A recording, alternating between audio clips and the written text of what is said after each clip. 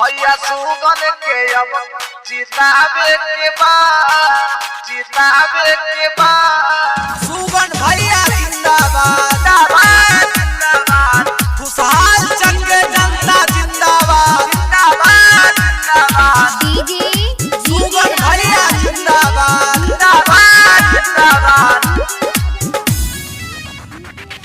गली गली गाँव पर चार बाटे तोहनी से यही उम्मीदवार बाटे तोहनी से यही उम्मीदवार बाटे।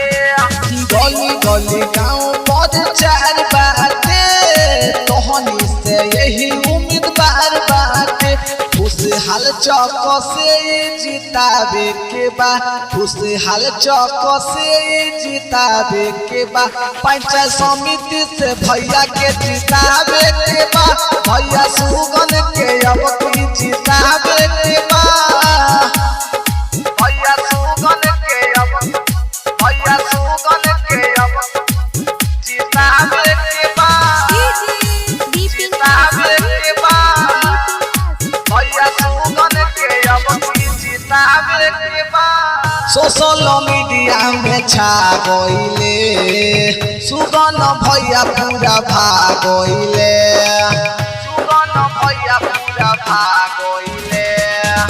सोशल मीडिया में छा गइले सुगन भैया पूरा भागइले। अपना अधिकार सबका के पावे के बा अपना अधिकार सबका के पावे के बा। पंचायत समिति से भैया के जितावे के बा भैया सुगन के अब की जितावे के बा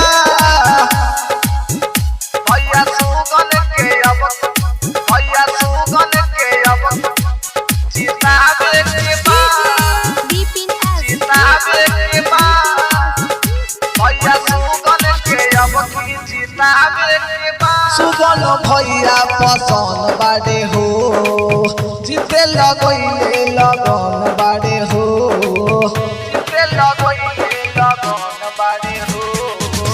सुगन भैया पसंद बाड़े हो जिते लगइले लगन बाड़े हो। विरोधियन के बात में नया देखे बा अब की केहू के इच्छा में नया देखे बा। पंचायत समिति से भैया के जितावे के बा भैया सुगन के अब की बनावे के बा भैया सुगन के अब की बनावे के बा।